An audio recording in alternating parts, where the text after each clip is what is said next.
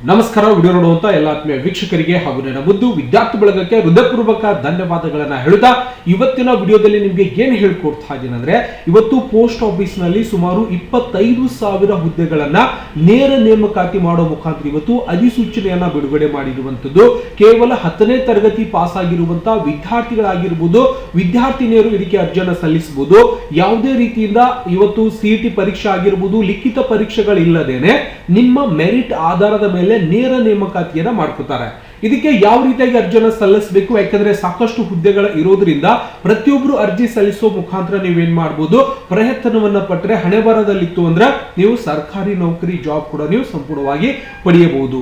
ಮೊದಲಿಗೆ ನಿಮ್ಮ ಕಂಪ್ಯೂಟರ್ ಅಥವಾ ಮೊಬೈಲ್ ಫೋನ್ ನಲ್ಲಿ ಇರುವಂತಹ ಒಂದು ಗೂಗಲ್ ಕ್ರೋಮ್ ಅನ್ನು ಓಪನ್ ಮಾಡಿಕೊಂಡು ಇಲ್ಲಿ ಏನ್ ಸರ್ಚ್ ಮಾಡ್ಕೋಬೇಕಪ್ಪ ಅಂದ್ರೆ ಪೋಸ್ಟ್ ಆಫೀಸ್ ಅಂತ ಅಷ್ಟೇ ರಿಕ್ವೈರ್ಮೆಂಟ್ ಅಂತ ಅಷ್ಟೇ ಸರ್ಚ್ ಮಾಡ್ಕೊಂಡ್ರೆ ಇವತ್ತು ಪೋಸ್ಟ್ ಆಫೀಸ್ ನಲ್ಲಿ ಕರೆದಿರುವಂತ ಇವತ್ತು ಖಾಲಿ ಹುದ್ದೆಗಳ ಮಾಹಿತಿಯನ್ನು ನೀವು ಸಂಪೂರ್ಣವಾಗಿ ನೋಡ್ಕೋಬಹುದು. ಓಕೆ, ಈ ರೀತಿಯಾಗಿ ನಮಗೆ ಸಂಪೂರ್ಣವಾಗಿ ಪೇಜ್ ಓಪನ್ ಆದ ನಂತರ ಇಲ್ಲಿಂದ GDS ಆನ್ಲೈನ್ ಅಂತ ಇದ್ದಿರತ್ತೆ, ಇದರ ಮೇಲೆ ನೀವು ಕ್ಲಿಕ್ ಅನ್ನ ಮಾಡ್ಕೋಬಹುದು.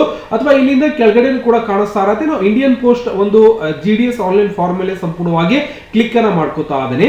ಮಾಡಿದ ನಂತರ ಇಲ್ಲಿಂದ ಸಂಪೂರ್ಣವಾಗಿರುವಂತಹ ಕೆಲವೊಂದಿಷ್ಟು ನೋಟಿಫಿಕೇಶನ್ ಆಗಿರ್ಬೋದು, ಅಪ್ಲೈ ಮಾಡಿರುವಂತಹ ಲಿಂಕ್ ಆಗಿರ್ಬೋದು, ಎಲ್ಲವನ್ನು ಕೂಡ ಸಂಪೂರ್ಣವಾಗಿ ಬರ್ತಾ ಇರತ್ತೆ.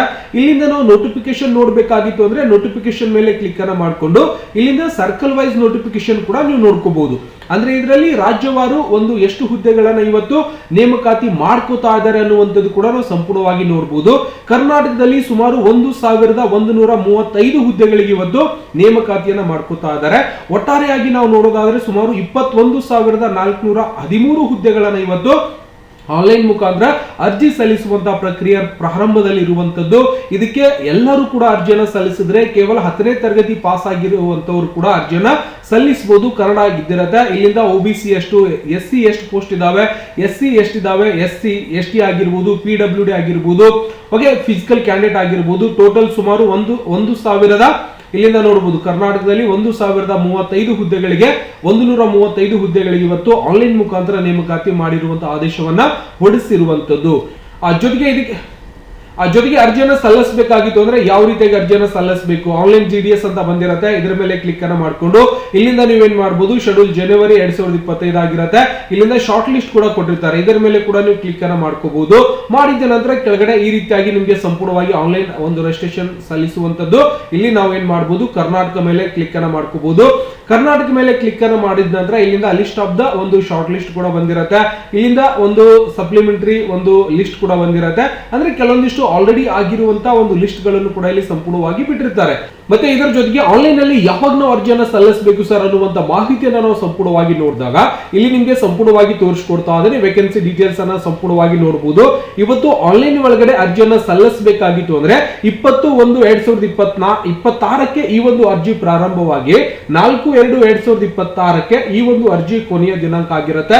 ಈ ಒಂದು ದಿನಾಂಕದ ಒಳಗಡೆ ನೀವೇನ್ ಮಾಡಬಹುದು, ನಿಮ್ಮ ಮೊಬೈಲ್ ಫೋನ್ ನಲ್ಲಿ ಕೂಡ ಅರ್ಜಿಯನ್ನ ಸಲ್ಲಿಸಬಹುದು ಅಥವಾ ಹತ್ತಿರದಲ್ಲಿರುವಂತಹ ಆನ್ಲೈನ್ ಸೆಂಟರ್ ಒಳಗೆ ಹೋಗಿ ಕೂಡ ನೀವೇನ್ ಮಾಡಬಹುದು, ಅರ್ಜಿಯನ್ನ ಸಲ್ಲಿಸಬಹುದು. ಆಲ್ರೆಡಿ ಅರ್ಜಿ ಪ್ರಾರಂಭದಲ್ಲಿದೆ. ಎಲ್ಲರೂ ಕೂಡ ಆನ್ಲೈನ್ ಸೆಂಟರ್ಗೆ ಅಥವಾ ನಿಮ್ಮ ಮೊಬೈಲ್ ಫೋನ್ ನಲ್ಲೇ ಯಾವ ರೀತಿಯಾಗಿ ಅರ್ಜಿಯನ್ನ ಸಲ್ಲಿಸಬಹುದು ಅನ್ನುವಂಥದ್ದು ಕೂಡ ನಿಮಗೆ ತೋರಿಸ್ಕೊಡ್ತೀನಿ. ಇಲ್ಲಿಂದ ಅಪ್ಲಿಕೇಶನ್ ಸ್ಟೇಟಸ್ ಆಗಿರ್ಬೋದು, ಅಪ್ಲೈ ಆನ್ಲೈನ್ ರಿಜಿಸ್ಟ್ರೇಷನ್ ಮೊದಲಿಗೆ ನಾವೇನ್ ಮಾಡಬೇಕಾಗುತ್ತೆ, ಇಲ್ಲಿಂದ ರಿಜಿಸ್ಟ್ರೇಷನ್ ಮಾಡ್ಕೋಬೇಕಾಗುತ್ತೆ. ನೆಕ್ಸ್ಟ್ ಅಪ್ಲಿಕೇಶನ್ ಸ್ಟೇಟಸ್ ಕೂಡ ನಾವು ಕ್ಲಿಕ್ ಅನ್ನ ಮಾಡ್ಕೊಂಡಾಗ ಇಲ್ಲಿಂದ ನಾವು ಅಪ್ಲಿಕೇಶನ್ ಸಲ್ಲಿಸಿರುವಂತ ಏನಾದ್ರೂ ನಿಮ್ಮ ಸ್ಟೇಟಸ್ ಚೆಕ್ ಮಾಡಬೇಕಾಗಿತ್ತು ಅಂದ್ರೆ ಚೆಕ್ ಮಾಡಬಹುದು. ಇಲ್ಲ ಸರ್ ನಾವು ಅರ್ಜಿಯನ್ನ ಸಲ್ಲಿಸಬೇಕಾಗಿದೆ ಅಂದ್ರೆ ನಾವೇನ್ ಮಾಡ್ಬೇಕಪ್ಪ ಅಂದ್ರೆ ಇದರ ಜೊತೆಗೆ ನಾವು ಆನ್ಲೈನ್ ಒಳಗೆ ಅರ್ಜಿಯನ್ನ ಸಲ್ಲಿಸಬೇಕಲ್ಲ ಸರ್, ನಾವೇನ್ ಮಾಡ್ಬೇಕಂದ್ರೆ ಇನ್ನೊಂದು ವೆಬ್ಸೈಟ್ ಇದ್ದಿರತ್ತೆ.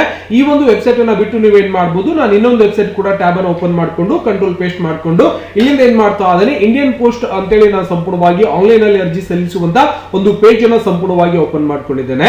ಮಾಡಿದ ನಂತರ ಇವತ್ತು ಕರ್ನಾಟಕದಲ್ಲಿ ಕರೆದಿರುವಂತಹ ಪೋಸ್ಟ್ ಆಫೀಸ್ ಅಲ್ಲಿ ಖಾಲಿ ಇರುವಂತಹ ಹುದ್ದೆಗಳಿಗೆ ಅರ್ಜಿಯನ್ನ ಸಲ್ಲಿಸಬೇಕಾಗಿತ್ತು ಸರ್ ಅಂದ್ರೆ ಇಲ್ಲಿ ಕರ್ನಾಟಕ ಅಂತ ಕಾಣಿಸ್ತಾ ಇರತ್ತೆ.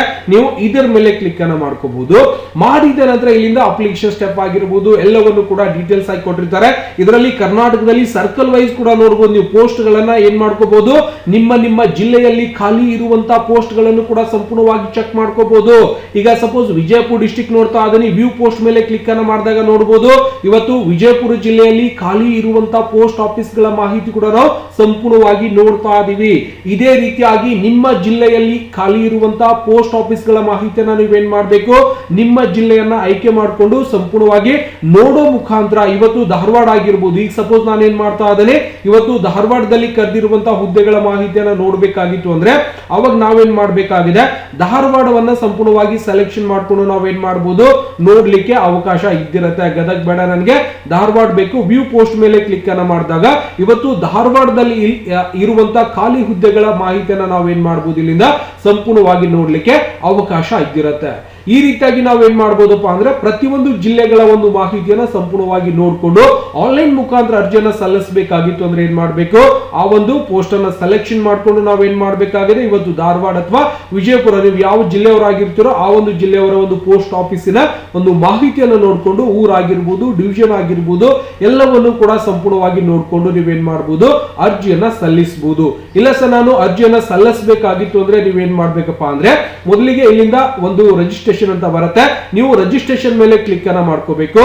ಮಾಡಿದ ನಂತರ ಸ್ಟೆಪ್ 1 ರಿಜಿಸ್ಟ್ರೇಷನ್ ಮೇಲೆ ಕ್ಲಿಕ್ ಅನ್ನ ಮಾಡಿದ ನಂತರ ನೀವೇನ್ ಮಾಡ್ಬೇಕು, ಇಲ್ಲಿ ಕೇಳುವಂತ ಅಪ್ಲಿಕೇಶನ್ ನಲ್ಲಿ ಬರುವಂತ ಡೀಟೇಲ್ಸ್ ಗಳನ್ನ ಸಂಪೂರ್ಣವಾಗಿ ನೋಡ್ಕೊಂಡು ನೀವು ಅರ್ಜಿಯನ್ನ ಸಲ್ಲಿಸಬೇಕಾಗುತ್ತೆ. ಗೊತ್ತಾಗ್ತಿದೆ ನಾ ಹೇಳುವಂತದ್ದು? ಹಾಗಾದ್ರೆ ಅರ್ಜಿಯನ್ನ ಸಲ್ಲಿಸಬೇಕಲ್ಲ ಸರ್, ನಾನು ಏನ್ ಮಾಡ್ಬೇಕು, ಕರ್ನಾಟಕ ಸೆಲೆಕ್ಷನ್ ಮಾಡ್ಕೊಳ್ಳೋಣ, ಇಲ್ಲಿಂದ ಸಾಕಷ್ಟು ಮಾಹಿತಿಗಳು ಮತ್ತೆ ಎಲ್ಲ ತರದ ಒಂದು ಡೀಟೇಲ್ಸ್ ಕೂಡ ಇಲ್ಲಿಂದ ಕೆಲವೊಂದಿಷ್ಟು ಮಾಹಿತಿ ಕೂಡ ಕೊಟ್ಟಿರ್ತಾರೆ. ನೀವು ರಿಜಿಸ್ಟ್ರೇಷನ್ ಮೇಲೆ ಕ್ಲಿಕ್ ಅನ್ನ ಮಾಡಿಕೊಂಡು ಆನ್ಲೈನ್ ಮುಖಾಂತರ ರಿಜಿಸ್ಟ್ರೇಷನ್ ಅನ್ನ ನೀವು ಸಂಪೂರ್ಣವಾಗಿ ಮಾಡ್ಕೋಬಹುದು. ದಯವಿಟ್ಟು ಕ್ಯಾಂಡಿಡೇಟ್ ಗಳು ನೀವೇನ್ ಮಾಡ್ಬೇಕಪ್ಪ ಅಂದ್ರೆ ಹತ್ತಿರದಲ್ಲಿರುವಂತಹ ಆನ್ಲೈನ್ ಸೆಂಟರ್ ಗೆ ಹೋಗಿ ನೀವೇನ್ ಮಾಡ್ಬೇಕು, ಆನ್ಲೈನ್ ಮುಖಾಂತರ ಅರ್ಜಿಯನ್ನ ಸಲ್ಲಿಸೋ ಮುಖಾಂತರ ನೀವೇನ್ ಮಾಡಬಹುದು, ಅರ್ಜಿಯನ್ನ ಸಂಪೂರ್ಣವಾಗಿ ಹಾಕ್ಬಹುದು. ಈಗ ಸಪೋಸ್ ಅಪ್ಲೈ ಒಂದು ಹೆಂಗ್ ಮಾಡ್ಬೇಕು ಅನ್ನುವಂಥದ್ದು ಕೂಡ ಇಲ್ಲಿಂದ ನಮಗೆ ಸಂಪೂರ್ಣವಾಗಿರುವಂತ ಒಂದು ಡೀಟೇಲ್ಸ್ ಕೂಡ ಇಲ್ಲಿ ನೋಡ್ಲಿಕ್ಕೆ ಸಿಗುತ್ತೆ. ಯಾವ ರೀತಿಯಾಗಿ ಮೊದಲಿಗೆ ಏನ್ ಮಾಡ್ಬೇಕು ಎಲ್ಲವನ್ನು ಕೂಡ ಈ ರೀತಿಯಾಗಿ ನೋಡಿದಾಗ ನೀವೇನ್ ಮಾಡಬಹುದು, ಅರ್ಜಿ ಸಲ್ಲಿಸುವಂತ ಸುಗಮವಾಗಿರುವಂತ ಒಂದು ಅವಕಾಶ ನಿಮ್ಗೆ ಸಂಪೂರ್ಣವಾಗಿ ಸಿಗುತ್ತೆ. ಹಾಗಾದ್ರೆ ಆನ್ಲೈನ್ ಒಳಗೆ ಯಾವ ರೀತಿಯಾಗಿ ಅರ್ಜಿಯನ್ನು ಸಲ್ಲಿಸಬೇಕು ಸರ್ ಅಂದ್ರೆ, ನೀವು ಸಪೋಸ್ ಕರ್ನಾಟಕ ಮೇಲೆ ಕ್ಲಿಕ್ ಮಾಡ್ಕೊಂಡ್ರೆ ಕರ್ನಾಟಕದ ಒಂದು ಡೀಟೇಲ್ಸ್ ಬರುತ್ತೆ, ಸಂಪೂರ್ಣವಾಗಿ ನೋಟಿಫಿಕೇಶನ್ ನೋಡಬಹುದು. ರಿಜಿಸ್ಟ್ರೇಷನ್ ಮೇಲೆ ಕ್ಲಿಕ್ ಅನ್ನ ಮಾಡ್ಕೊಂಡ್ರೆ ಸಂಪೂರ್ಣವಾಗಿ ನಮಗೆ ರಿಜಿಸ್ಟ್ರೇಷನ್ ಫಾರ್ಮ್ ಇನ್ನೊಂದು ಓಪನ್ ಆಗಬೇಕು. ಸರ್ವರ್ ಸ್ವಲ್ಪ ಬಿಸಿ ಇರೋದ್ರಿಂದ ಈ ಒಂದು ಪೇಜ್ ಓಪನ್ ಆಗ್ತಾ ಇಲ್ಲ, ಓಪನ್ ಆಗುತ್ತೆ. ನೀವು ಕೂಡ ಏನ್ ಮಾಡಬಹುದು, ಇಲ್ಲಿ ರಿಜಿಸ್ಟ್ರೇಷನ್ ಓಪನ್ ಆದ ನಂತರ ನೀವು ಅರ್ಜಿಯನ್ನ ಸಲ್ಲಿಸಬಹುದು. ಇಲ್ಲ ಅಂದ್ರೆ ಹತ್ತಿರದಲ್ಲಿರುವಂತಹ ಆನ್ಲೈನ್ ಸೆಂಟರ್ಗೆ ಹೋಗಿ ನೀವು ಏನ್ ಮಾಡ್ಕೋಬಹುದು, ನಿಮ್ಮ ಜಿಲ್ಲೆಗಳ ಮಾಹಿತಿಯನ್ನ ಸರ್ಚ್ ಮಾಡಿಕೊಂಡು ಆನ್ಲೈನ್ ಮುಖಾಂತರ ಅರ್ಜಿಯನ್ನ ಸಲ್ಲಿಸಬಹುದು. ಈಗ ಸಪೋಸ್ ಇನ್ನೊಂದು ಪೇಜ್ ನಾನು ಓಪನ್ ಮಾಡ್ಕೋತಾ ಇದೀನಿ, ಆನ್ಲೈನ್ ಅಪ್ಲಿಕೇಶನ್ ಅನ್ನ ಓಪನ್ ಮಾಡ್ಕೊಳ್ಳೋಣ. ಓಕೆನಾ, ಇಲ್ಲಿ ನಾನು ಏನ್ ಮಾಡ್ತಾ ಇದೀನಿ, ಇಲ್ಲಿಂದ ಸಂಪೂರ್ಣವಾಗಿ ಈ ರೀತಿಯಾಗಿ ಒಂದು ಪೇಜ್ ಬಂದ, post office requirement online application ಅಂತ ಅಪ್ಲೈ ಅಂತ ಕ್ಲಿಕ್ ಮಾಡ್ಕೋಬಹುದು. ಮಾಡಿದ ನಂತರ ಇಲ್ಲಿಂದ ಕೂಡ ಸಾಕಷ್ಟು ನಮಗೆ ಲಿಂಕ್ ಗಳು ಕೂಡ ಸಂಪೂರ್ಣವಾಗಿ ಸಿಗುತ್ತೆ. ಇಲ್ಲಿಂದ ಇಂಡಿಯನ್ ಪೋಸ್ಟ್ ಬಂದಿರುತ್ತೆ. ಈ ರೀತಿಯಾಗಿ ಅಪ್ಲಿಕೇಶನ್ ಫಾರ್ಮ್ ಸ್ಟೇಟಸ್ ನೋಡ್ಕೋಬಹುದು.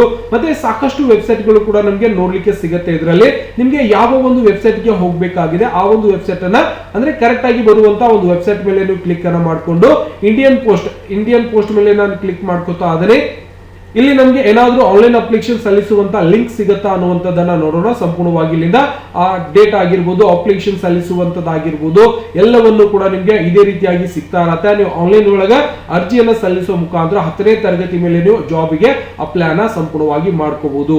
ದಯವಿಟ್ಟು ಆಲ್ರೆಡಿ ಅರ್ಜಿ ಪ್ರಾರಂಭದಲ್ಲಿದೆ, ಸರ್ವರ್ ಸ್ವಲ್ಪ ಬಿಸಿ ಆಗಿರುವುದರಿಂದ ಸಾಕಷ್ಟು ಜನ ಅರ್ಜಿಯನ್ನ ಸಲ್ಲಿಸ್ತಾ ಇರ್ತಾರೆ. ನೀವು ಕೂಡ ಕೆಲವೊಂದು ಟೈಮ್ ಅನ್ನ ಬಿಟ್ಟು ನಿಮ್ಮ ಜಿಲ್ಲೆಯಲ್ಲಿ ಬಿಟ್ಟಿರುವಂತಹ ಪೋಸ್ಟ್ ಆಫೀಸ್ಗಳ ಒಂದು ಮಾಹಿತಿಯನ್ನು ನೋಡ್ಕೊಂಡು ನೀವು ಅರ್ಜಿ ಸಲ್ಲಿಸುವ ಮುಖಾಂತರ ಹಣೆಬರದಲ್ಲಿತ್ತು ಅಂದ್ರೆ ಇವತ್ತು 10ನೇ ತರಗತಿ ಮೇಲೆ ಪೋಸ್ಟ್ ಆಫೀಸ್ ಅಲ್ಲಿ ಕೆಲಸ ಮಾಡೋ ಮುಖಾಂತರ ಅದರಲ್ಲಿ ಬಹಳಷ್ಟು ಬೇಗ ಪ್ರಮೋಷನ್ ಆಗಿರುತ್ತೆ. ಮೊದಲಿಗೆ ಸಣ್ಣ ಪೋಸ್ಟ್ ಆಗಿರ್ಬೋದು, ಬಟ್ ಕೆಲವು ದಿನಗಳಾದ ನಂತರ ನೀವು ದೊಡ್ಡ ಪೋಸ್ಟಿಗೂ ಕೂಡ ಹೋಗಿರ್ತೀರಿ.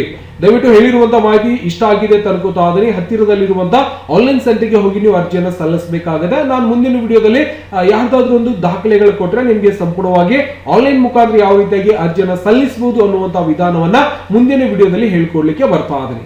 ದಯವಿಟ್ಟು ವಿಡಿಯೋ ಇಷ್ಟ ಆಗಿತ್ತು ಅಂದ್ರೆ ಲೈಕ್ ಮಾಡೋದನ್ನ ಮರಿಬಾರ್ದು. ಮತ್ತೆ ಸಿಗೋಣ ಮುಂದಿನ ವಿಡಿಯೋದಲ್ಲಿ. ನಮಸ್ಕಾರ. ವಿಡಿಯೋ ನೋಡುವಂತಹ ಎಲ್ಲ ಆತ್ಮೀಯ ವೀಕ್ಷಕರಿಗೆ.